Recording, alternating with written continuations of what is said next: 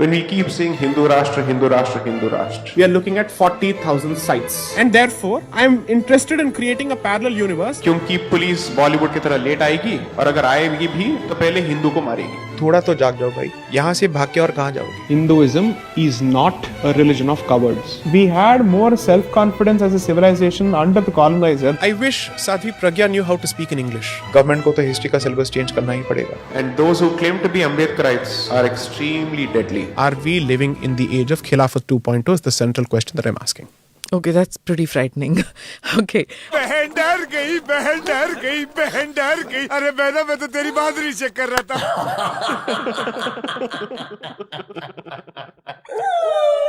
जय श्री राम। Exactly.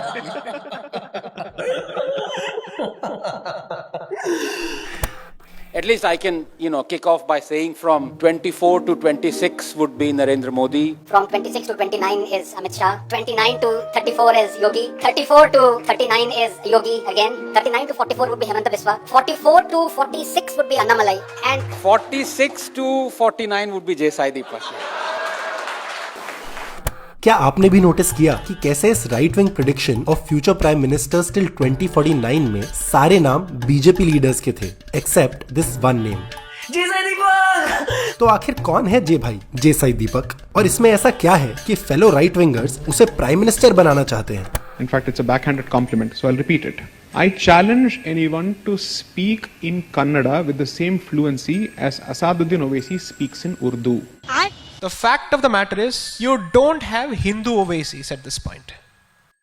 अरे कहना क्या चाहते हो? तो इस वीडियो में समझने की कोशिश करेंगे द क्यूरियस केस ऑफ जेसाई दीपक। आपकी बात करूंगा कि आप है कौन? Engineer turned litigator turned author. जो बहुत पॉपुलर हैं, बहुत चर्चा में रहते हैं। You've been the most requested guest. बहुत सारे लोगों ने रिक्वेस्ट करी थी। Ma'am, can you please have Jesai Deepak? Ma'am, can you please have Jesai Deepak? जय दीपक। नहीं जय दीपक। जो यंग लोग देख रहे हैं आपको, आपसे बहुत ज्यादा इंस्पायर होते हैं, और जो सबसे अच्छी चीज होती है वो है clarity of thought. And you make very compelling arguments. Your arguments are very sound. Hindutva पर बात करने वाला सबसे लॉजिकल आदमी मानते हैं, तो कुछ लोग इन्हें कट्टर राष्ट्रवादी भी बोलते हैं। If someone cuts you open, blood won't fall out, some fire will come out. Why are so many people lusting over you, Jesai Deepak? अगर आपके बाइसेप्स में भी बियर है तो ये सवाल आपके भी मन में आया होगा कि why do so many right wingers actually lust over him? Maybe it's his IIT degree और his law practice in Supreme Court और हिज पॉलिश्ड इंग्लिश। No! मुझे पर्सनली लगता है कि जे भाई दीपक की पॉपुलैरिटी का राज है इनकी मेजॉरिटी को डराने वाली कंस्पिरेसी थ्योरीज। The biggest छलावा that has happened with Bhartiyas is secularism. क्योंकि भारत की जो मूलभूत आइडेंटिटी है वो हिंदुत्व है और हिंदू है। एक तरफ हिंदुओं की जो संख्या है वो घट रही है और अब हिंदू राष्ट्र के लिए लड़ रहे हैं। संविधान का क्या आप अचार डालेंगे जब हिंदू ही नहीं रहे? जब आपके घर को कोई आग लगाने आ रहा है तो क्या आप उसके सामने संविधान का एक पर्चा आप उसके सामने वेव करेंगे? जब तक हिंदू सोए रहेंगे तब तक खतरा मंडराता रहेगा। Hinduism is not a religion of cowards. Hinduism does not fear force. Because the definition of terror has changed. It's urban warfare now. It's street warfare now. Street is where the battle is being fought right now. ये आर्या पार की लड़ाई है। हो क्या रहा है? हो क्या रहा है ये? बुद्धि का घोटाला। On that note, I think you've really done a great job of getting youngsters to move away from binge watching Game of Thrones to binge watching your lectures. तो जे भाई दीपक के देसी गेम ऑफ थ्रोन्स की script में वो सबसे पहले 110 crore plus Hindu majority को खतरे में बताते हैं, फिर देश की मेजॉरिटी को वायलेंटली भड़काकर जे भाई बोलते हैं कि एक आर्या पार का धर्म युद्ध है और इसका कुरुक्षेत्र इंडियन एजुकेशन सिस्टम है। Or rather, let me say, the most important battleground is the educational battleground. और जे भाई दीपक की एजुकेशनल बैटल का एम एजुकेशन सिस्टम को रिफॉर्म करके better institutions with better teachers and curriculum, better technology and infrastructure create करना नहीं है, बल्कि जेसाई दीपक की कंस्पिरेसी थ्योरीज से भरे दिमाग के हिसाब से इंडियन एजुकेशन की सबसे बड़ी प्रॉब्लम है कि it's design to be anti Hindu. So you've lost more and most of your Hindu identity post-independence than in the 800 years of unrelented violence. इन्होंने इसको अंग्रेजी एजुकेशन पाके खो दिया है, गवा दिया है। In this generation you ask them what do they know about India, they'll come out with only 3 things: जाति, सती and untouchability. Indian history or Hindu history starts with these three words and ends with these three words according to these geniuses. And when a child reads this over and over again, he is being told that he is part of a defeated nation. And when that happens, it is bound to affect a sense of self-esteem. We had more self-confidence as a civilization under the colonizer than we have had post-independence. बाप रे, बहुत गंभीर इल्जाम लगाया। अब ऐसे गंभीर इल्जाम को गंभीरता से एनालाइज करके इसका एक गंभीर एक्सपोजे करना तो बनता है। तो जे भाई दीपक की इस कंस्पिरेसी थ्योरी के हिसाब से हमें हिस्ट्री ऐसे पढ़ाई जाती है कि हम एक लो सेल्फ एस्टीम और लो कॉन्फिडेंस वाले नेगेटिव और डिफीटिस्ट पॉपुलेशन बन जाते हैं। और इस थ्योरी के प्रूफ के तौर पर जे भाई दीपक ये क्लेम करता है। In this generation, you ask them, what do they know about India? They'll come out with only three things: Jati, Sati, and untouchability.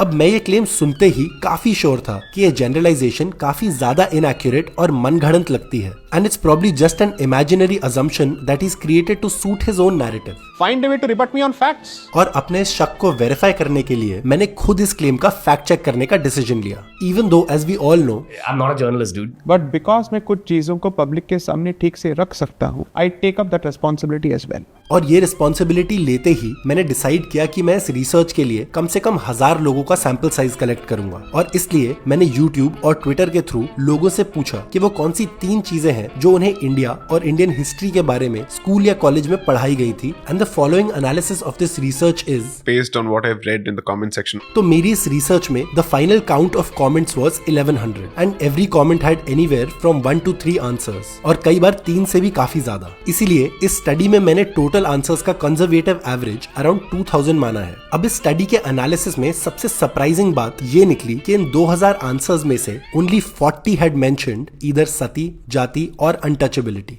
That is 2% of the total answers, यानी 98% of the responses didn't even have a single reference to any of these 3 terms. But according to J. Sai Deepak's conspiracy theory, Indian history or Hindu history starts with these 3 words and ends with these 3 words according to these geniuses. So clearly our Marxist leftists have done a fantastic job. कुछ भी इस research में एक और fascinating fact ये सामने आया कि even out of these mere 40 responses, almost half of these 40 responses mentioned either of these terms in context of reform या फिर as a matter of factual information. Only 14 of these 40 answers mentioned any of these 3 terms with an expression of anger, disappointment or hopelessness towards Indian society. अब ये बताओ जे भाई दीपक कि even in my audience, which is primarily non-right-wing Indians, hardly 1% of the responses actually lived up to your extremely negative hypothesis about how Indian history is taught. So clearly, all it was meant to do was push his conspiracy theory further. We had more self-confidence as a civilization under the colonizer than we have had post-independence. बकवास की भी हद होती है। मैं एक बात कहना चाहता हूं, देखिए, बकवास की भी हद होती है। बिकॉज कोई भी उल्टा सीधा कुछ भी बोल के जा रहा है यूट्यूब में हिस्ट्री के बारे में। और हिस्ट्री की एजुकेशन से रिलेटेड जे भाई दीपक ने सिर्फ एक ही झूठा नैरेटिव नहीं फैलाया, बल्कि सुनिए उनका एक और उटपटांग और एकदम factually incorrect claim. If you look at CBSE textbooks, CBSE textbooks start only from 1 CE or 1 AD, as if India did not have an existence before that. ये झूठ है। अगर ये सच होता तो कैसे मेरी ही रिसर्च में इतने सारे लोग हड़प्पन सिविलाइजेशन को मेंशन कर पाते, और ना ही वो मौर्यन एम्पायर को मेंशन कर पाते, ना बुद्धिज्म को और ना ही वैदिक एज को मेंशन कर पाते। तो सवाल फिर से यही पैदा होता है कि जे भाई दीपक ऐसा सफेद झूठ क्यों बोल रहे हैं? That question is never asked. So it's empty opinions being aired in the form of angst without data or evidence. Because angst within media spreads faster. और जे भाई दीपक का पूरा गेम ही अननेसेसरी एंगस्ट और गुस्सा फैला के देश की मेजॉरिटी को भड़काना है, और किसी भी साइंटिफिक या लॉजिकल रिफॉर्म को सजेस्ट करने की जगह डिक्टेटोरियल एक्शंस को एनकरेज करना है। वो खुलकर कहते हैं कि राम मंदिर ही नहीं, उन हजारों मंदिरों को भी वापस पाने की लड़ाई लड़नी चाहिए जो उनसे छीन लिए गए। काशी, मथुरा और 39,998 temples. We are looking at 40,000 sites. Because you're a lawyer and an engineer, I'm assuming that everything you're saying is backed on like research, facts. No!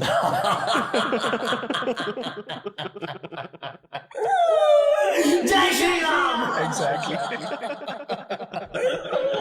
History syllabus और टीचिंग मेथड्स को इम्प्रूव करने की जगह J Sai Deepak complete saffronization of Indian history चाहते हैं, which is basically the unscientific and distorted Hindutva version of history which he wants bulldozed into the Indian education system one way और the other. Government को तो history का syllabus change करना ही पड़ेगा। Why are you imposing your version of history on me? I must have the right to choose myself, and therefore I am interested in creating a parallel universe where there are at least 2,000 to 3,000 schools. Now imagine such schools teaching a version of Indian history where students, for example, are told that instead of academically accepted and scientifically proven Aryan migration theory, You should be looking at out of India theory. which is a theory that has zero archaeological, linguistic or DNA evidence to back it and has been rejected unanimously over and over again as an extreme right-wing fantasy theory. अब ऐसी बातें सुनने के बाद कुछ logical, rational और scientific लोग जरूर जे भाई दीपक से ये कहेंगे कि आप अपनी लॉ प्रैक्टिस पे ही ध्यान दीजिए और प्लीज हिस्ट्री का काम एक्सपर्ट्स पर छोड़ दीजिए। लोग ये भी कह सकते हैं क्या आपके मुताबिक सिर्फ आपने हिस्ट्री को ठीक से समझा? मैंने कहूंगा हाँ, sorry, that's my answer. I don't care what people think of that. झूठ पे झूठ फैलाने के बाद जे भाई दीपक फुल एरोगेंस के साथ ये भी क्लेम कर देते हैं that he knows history best. I am confident that everything that I am saying is supported by the words of Sri Aurobindo, Sri Ramakrishna Paramhams, Swami Vivekananda. अच्छा, अगर मैं गलत हूं तो उनके बारे में आपकी क्या धारणा है, आप सोच लीजिए। तो जिन महापुरुषों का नाम लेके जे भाई दीपक अपने महा झूठे प्रोपेगेंडा को एक्सपोज होने से बचा रहे हैं, वो तीनों महापुरुष सोसाइटी में यूनिटी पर एम्फेसिस देते थे और डाइवर्सिटी को सेलिब्रेट करने की बात करते थे। क्योंकि सच्चाई ये है कि इंडियन सबकॉन्टिनेंट की हिस्ट्री में इनॉर्मस डाइवर्सिटी रही है। फॉर एग्जाम्पल, यहाँ पर पर्शियन, ग्रीक, चाइनीज ओरिजिन के एम्पायर्स रहे हैं जो सब यहाँ अपने अलग अलग कल्चर और रिलीजियस प्रैक्टिसेस लाए। And that's exactly what I also found in my research, because the most commonly and consistently appearing response mentioned celebrating India's rich and diverse cultural heritage and the idea of unity in diversity. On average, every fifth answer mentioned bhaichara and the idea of peaceful coexistence among the diverse cultures, traditions, languages, regions and religions. This is the general youth picture. And it makes perfect sense because our freedom fighters and constitution makers intentionally decided not to go the Pakistan way and create a religious nation. This is the history. Instead, they decided to create a secular democracy, an idea that obviously doesn't sit well with J. Bhai Deepak, who wants India to become a Hindu Rashtra. क्योंकि अगर आपने मान लिया कि आप secular country हैं, इसका मतलब यह है कि आपकी कोई अपनी पहचान नहीं है, कोई रिलीजियस आइडेंटिटी है ही नहीं। That will be the definition, that will be the meaning of it. हाँ मेरे भाई दीपक, सेक्युलर कंट्री की यही पहचान है कि उसकी किसी एक रिलीजन से पहचान नहीं होती है, क्योंकि creating Nations based on only one religious identity was actually a western concept and not a भारतीय कॉन्सेप्ट। तो जे भाई दीपक डीकोलोनाइजेशन के नाम पे एक colonial idea of a nation ही वापस से हमारे देश पर थोपने की कोशिश कर रहा है। This is the natural homeland of Hindus.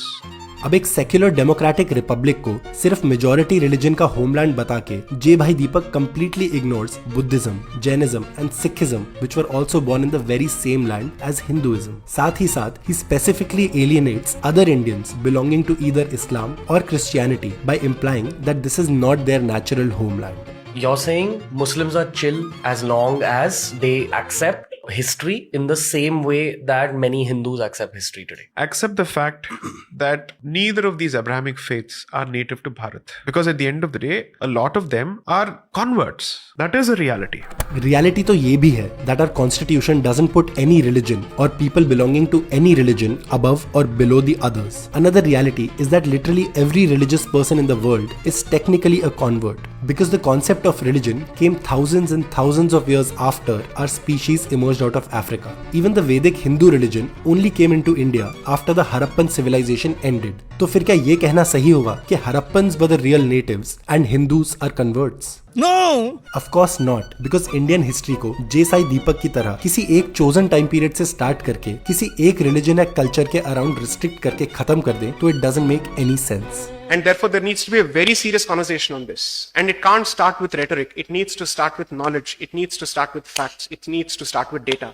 Emotion गया तेल लेने। आइडियली नॉलेज, डेटा और फैक्ट्स के सामने इमोशन को तेल लेने ही जाना चाहिए, पर जे भाई दीपक इमोशन को तेल में भिगो भिगो के नफरत की आग में फेंकते हैं ताकि नॉलेज, डेटा और फैक्ट से किसी को फर्क ही नहीं पड़े। Which is why all his arguments are based on completely factless assumptions that only intend to sell lies, fear and hatred. My audience is the Hindu to basically say थोड़ा तो जाग जाओ भाई, यहाँ से भाग के और कहाँ जाओगे? It's only a matter of time and it's only a matter of happenstance that we are still not IDPs, internally displaced persons. And according to me, वो कार्य भी प्रगति में है। are we living in the age of Khilafat 2.0 is the central question that I'm asking. Okay, that's pretty frightening. Okay. अब एक hateful communal political ideology को justify करने के लिए जरूरी है कि पहले डर और इनसिक्योरिटी का माहौल बनाया जाए। तो क्या हिंदू खतरे में है इस देश में? Has always been the case. So Hinduism is the object of protection. Hindutva is both the sword as well as the shield to protect that particular Hindu nature. It is the Kshatriya aspect of Hinduism. Oh, that's profound. Okay. Hindu खतरे में हमने बात कर ली जी। मुसलमान खतरे में है क्या? पाकिस्तान बनने से पहले यही बोला गया था, पाकिस्तान बन भी गया, उसके बाद भी खतरा है। तो ये खतरा कब खत्म होगा? तो ये आपके मन के अंदर का एक वहम है। मैंने कहा हिपोक्रेसी की भी सीमा होती है। J. Bhai Deepak says that 110 crore Hindus are in danger in India after 10 years of the Modi government, jahan members of the government openly abuse Muslims in parliament, call for their complete boycott in public speeches, and also make open calls for violence against them, all in the name of creating a Hindu Rashtra. Now one can use their own common sense and figure कि actually खतरे में है कौन? It's not something that requires a 120 plus IQ or 160 plus IQ. It's plain and simple logic based on the ground realities. Ground realities से याद आया that J. Bhai Deepak is also a huge proponent of fighting in the streets. Basically, ये एक Supreme Court lawyer हैं who believes more in the idea of street warfare than the idea of strengthening law and order systems which ensure peace and safety of all Indians in the long run. So do not use the Gita to teach pacifism to your kids. Teach the Gita to teach Kshatra to your kids.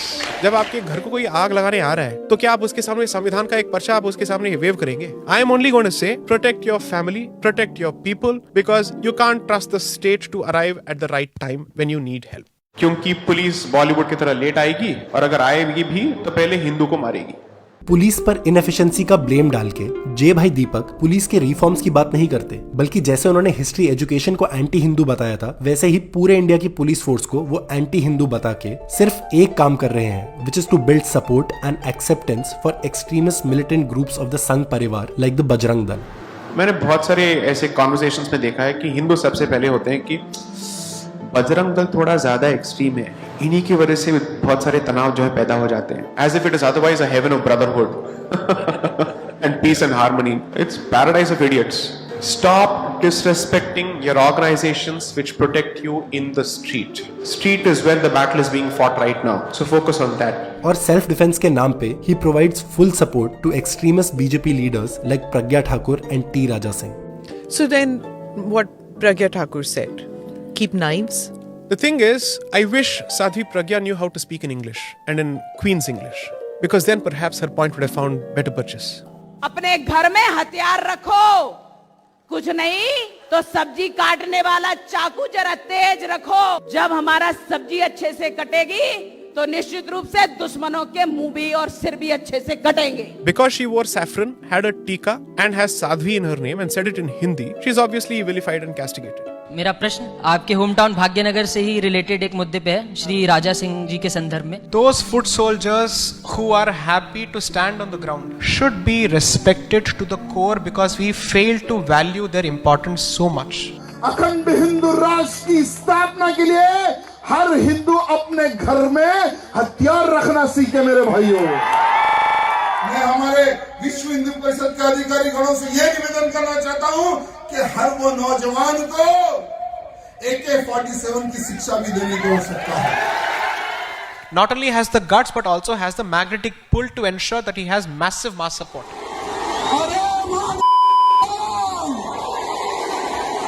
ये मेरा बेटा है, बड़ा बेटा। Such people, if they were from the other side, would have been worshipped. तुम्हें शर्म है? कुछ शर्म आया है? नहीं। और हिंदू राष्ट्र के नाम पे ना सिर्फ हिंदुओं को मुस्लिम, क्रिश्चियन और सिख माइनॉरिटीज के साथ लड़वाया जा रहा है, बल्कि जे भाई दीपक के हिसाब से उनके इस मिशन का सबसे बड़ा हर्डल वो हिंदू होंगे जो एंशिएंट कास्ट सिस्टम के रिवाइवल के डर से हिंदू राष्ट्र को स्ट्रांगली अपोज करेंगे। When we keep saying Hindu Rashtra, Hindu Rashtra, Hindu Rashtra, the first audience that needs to be catered to is at least 50% of the Hindu population. And when I say at least 50% of the Hindu population, that's a very optimistic figure. Imagine the kind of work that has been cut out for us. Which is why J. Bhai Deepak is also the quickest to label the movements and groups that have come out of caste reform movements as Hinduism's biggest enemies. Ambedkarism पे बात जरूरी है, and those who claim to be Ambedkarites are extremely deadly. सबसे poisonous जहरीला अगर कोई movement है जो भारत को पूरी तरह से तोड़ने के लिए सक्षम भी है और उसके लिए तैयार भी हो रहा है, वो है Dravidianist movement. The biggest threat to Hinduism, especially in Uttar Pradesh, is going to come from Chandrasekhar Azad. You take it from me. No! You take it from me. No! In the age of liberal democracies and scientific progress, to propagate the idea of a religious nation, one has to cover up the ills of the religion to make it worth accepting, which is probably why J. Bhai Deepak has infamously called caste a Western construct. Madras presidency is where caste was created. अच्छा. You wanted a caste census, you did not ask for a Varna census. You didn't ask for a Jati census. There is a huge distinction. अच्छा. और अगर गलती से भी आप इस confusion में पड़ गए हैं और ये समझ रहे हैं कि J Sai Deepak is only against caste but pro जाति सेंसस, तो उन्हीं से उन्हीं का जवाब सुन लीजिए. जातिगत जनगणना को लेकर बहुत बातचीत चल रही है. How do you look at it? Extremely mischievous, and ये हिंदू समुदाय के फैब्रिक को तोड़ने का एक स्टेटमेंट है मेरे हिसाब से. कुछ भी.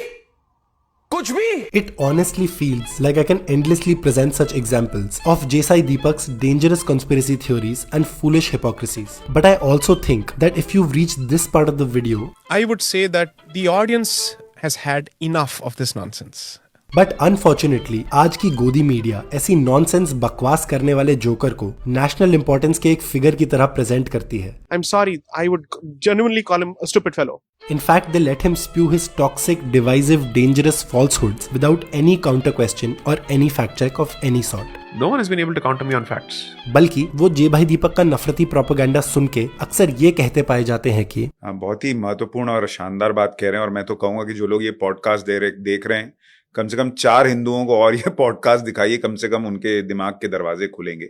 और इसीलिए जेसाई दीपक अपना डर, नफरत और वायलेंस का नैरेटिव मेन स्ट्रीम में पुश करने में सुपर सक्सेसफुल रहे हैं. एंड इसीलिए according to me, people like him are actually the biggest threat to Indian unity, diversity and democracy, even though he uses his words instead of a weapon.